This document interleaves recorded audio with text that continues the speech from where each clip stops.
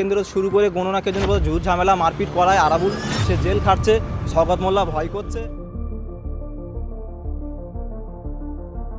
ওরা ক্যান্ডিডেটও খুঁজে পাচ্ছে না বা ভয় তো অবশ্যই করছে, একজন জেল খাটছে আবার একজন হয়তো মানে তাকে ডাকবে, এটা আমাদের বিশ্বাস। তারা হেরে যাবে, নির্বাচনে হেরে যাবে বলে এই হারের ভয়ে যে কোনোভাবে স্কুল কমিটিকে মাদ্রাসা কমিটিকে কনভিন্স করি।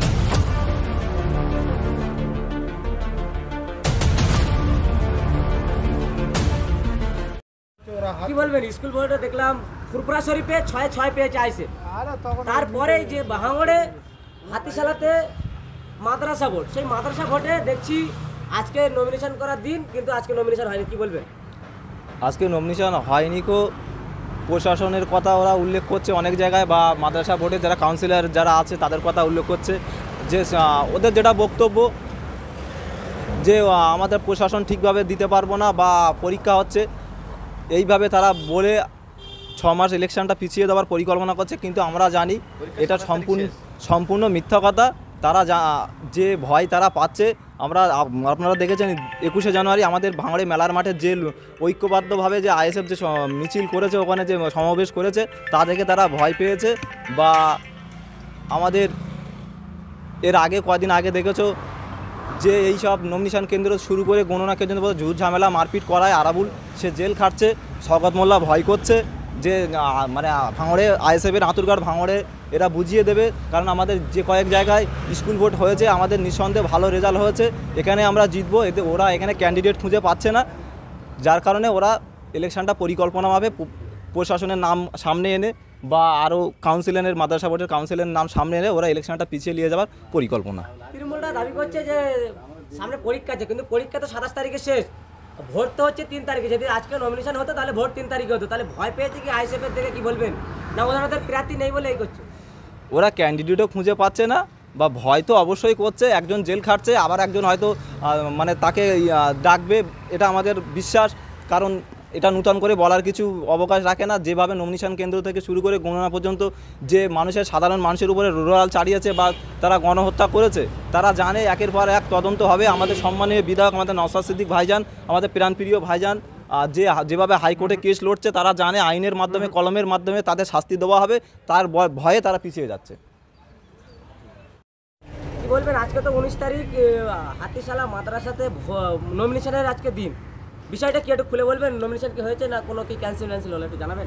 গত ফেব্রুয়ারি মাসের 3 তারিখ থেকে 19 তারিখ পর্যন্ত নমিনেশনের ডেট ছিল, এবং এই নমিনেশনটা ওরা মাস্টারমশাই ক্যান্সেল করেছে যে ভোট এখন হবে না, 6 মাস পরে এটা ভোটটা হবে। সেটা 6 মাসের আমাদের একটা লিখিত দিয়েছে, 6 মাস পরে হবে। তার মানে ওরা শাসক দল বুঝে গেছে যে এখানে ভোট করলে ওরা হেরে যাবে, কিন্তু ডরে গেছে। এই ডর মুঝে আচ্ছা লাগা। কি বলবেন, হারার ভয়ে কি তাহলে ক্যান্সেল করলো ভোট? কি বলতে চাইছেন? হ্যাঁ, অবশ্যই হারার ভয়েই তো ক্যান্সেল করো, না হলে কি আর ক্যান্সেল করতো? ভাঙড়ে তাহলে আইএসএফদেরকে দেখে শাসক দল ভয় পাচ্ছে, তাহলে কি বলবেন? আইএসএফ টোটাল ভাঙড় মানেই আইএসএফ। তাহলে ক্যান্সেল হয়ে গেছে ভোট, কি জানাবেন? ভোট ক্যান্সেল হয়ে গেছে, আবার পুনরায় 6 মাস পরে ভোট হবে, সেটা আমাদের লিখিত দিয়েছে। আমরা 6 মাস পরে আবার সেটা চেষ্টা করব ভোট করানোর জন্য।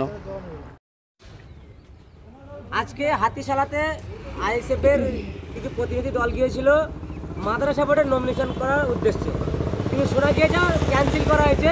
শাসক দলের পক্ষ থেকে বলছে ভাঙড় এলাকা এখনও উত্তপ্ত আছে, পুলিশ ট্যাকেল দিতে পারবে না। কি বলবেন?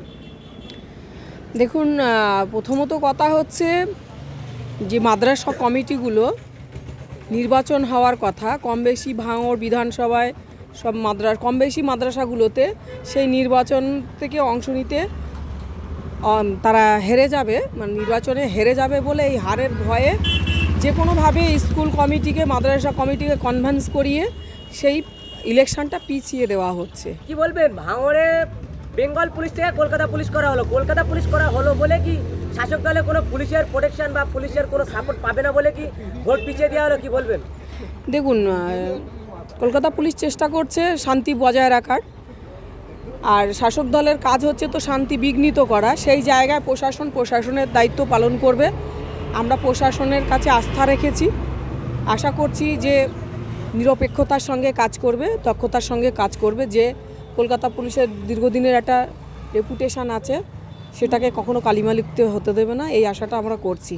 তারপরেও কিছু কিছু জায়গায় বিক্ষিপ্তভাবে শাসক দল চক্রান্ত করে অশান্তি করে আবার ভাঙড়টাকে কালিমালিপ্ত করার চেষ্টা করেছে।